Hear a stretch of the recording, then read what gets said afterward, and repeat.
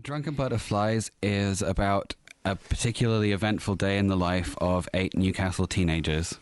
Throughout the course of the day, they go through breakups, makeups, fights, all on the way to an epic Saturday night party where all hell breaks loose. When you say all hell breaks loose, does it involve alcohol? It does a little bit. I mean, it's not, but it's not the main thing. We thought that being a teenager can be a bit like being in a war. And so we wanted to make a film about kind of what it takes to survive that war. Yeah, I know what you mean. It can be tough, can't it? You know, teenagers get a bad rap as well, don't they? It's like, oh, look what they're doing now. Yeah, you were one once, weren't you, though, you know? Yeah, everybody was. It's a full-length feature film, and making a film obviously doesn't come cheap, does it? So were you working with a huge budget? Were you having an on-site catering every day? What was the deal? No, I mean, I would say making a feature film actually... The girls are laughing here. In our case, does come cheap. It was not a high-budget film at all, no. We basically rented a house in Heaton, which served as both our production house and the set for the big party at the end, and just based everything from there, really. You've got to have lots of people, though, haven't you?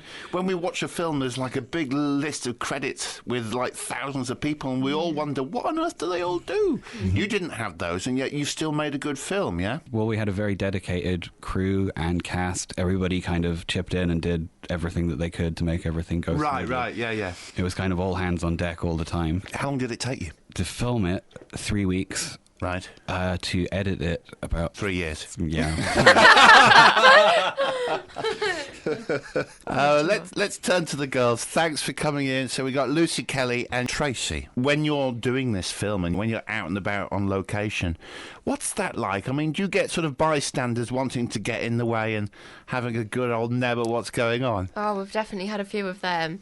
I think the most memorable scene that I shot was on the green, they call it, at Newcastle. It's basically outside of Eldon Square, and we shot a really big fight scene on there. Oh, yeah, I know. And we're shouting and screaming at each other, and we had a load of people coming past looking and thinking, like, what is going on here? Like, nobody called the police, no? No one called the police. But for that. yeah, but I had family members walking past, and obviously I was screaming and shouting, and they were like looking as if to say, what's going on? And you play Sarah and Tracy, right? Yeah. What are they like? Are they nice girls who stay in and watch telly? I wouldn't say nice. For me, Sarah she's a young girl with big ambitions, and she's kind of trapped in this world where she can't go anywhere.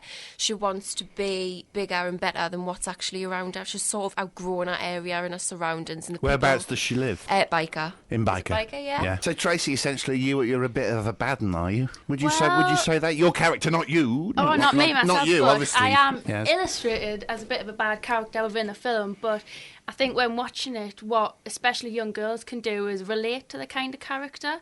She is surrounded by a lot of fake people. When our best friends turn her back on her, she kind of feels alone and lost, and I think a lot of teenagers watching it will be able to relate to it, because at the end of the day, if you're not a teenager who's misunderstood, then what are you? There's something wrong with you. Yeah. It's what's known as constructed reality, I think. Have I got that right? Yeah, constructed like Towie or Made in Chelsea. Yeah, so it's that, for those that don't know, basically means half scripted but half improvised. Is that the right word? Yeah. Explain it to me. I mean, I think Garry definitely had an idea of where the film wanted to go, but he kind of let us have the reins a little bit. So I think definitely with characters, we sort of did workshops on what characters and who he thought what characters were. But actually for me, my character ended up being completely different to what Garry had first anticipated. Why? I kind of made that decision myself, didn't I? I think she's always kind of been brutal, but I kind of bigged that up and made her a lot worse than what I think Garry had anticipated her to be. Like, I think the point was that I'm not over the hill yet, but I'm also not a teenage girl. Like Lucy said, it was really important to kind of give the cast the reins, and because they're much closer to the characters, let them feel their way through it, and by doing that you get something that's like a lot more authentic, a lot more true to life. I don't think it will confirm anyone's worst perceptions of the region at all. Like, there's a lot of drama in there, because we don't want to make something boring, but at the same time there is a lot of regional spirit in it, and also it's about teenagers, really, and I think that the teenagers have certain things in common wherever they are. It's not an exclusively Northeast thing, like any more than all Americans are Bart Simpson. I think they're all Homer, aren't they? Not Bart. So where can we see the movie and when can we see it? Is it already now? This is actually, I can tell you as an exclusive, this hasn't been announced yet, that we will be at the Tyneside Cinema on the 2nd of March. So no excuse for missing it then? No, definitely not. And Drunken Butterflies is the name of the film. Gary, have you seen it in front of an audience? Like a big audience, like in a cinema? Yes. You have, right? I have. Yeah, it played at the London Independent Film Festival and it's played in Bradford. It played a few places. So with you knowing it backwards, there must be certain moments where you think, right, coming in a moment is a big laugh. 5, 4, 3, 2, 1. Yeah. And if you don't get it, that would be terrible. Oh, but we always get it. You always get it. Yeah. Well, thank you very much for coming in. I wish you all the best with the film Drunken Butterflies. And Lucy, who plays Sarah, and Tracy have been my guest. Cheers, guys. That was great. Thank you very much. Thank you. Bye. Bye.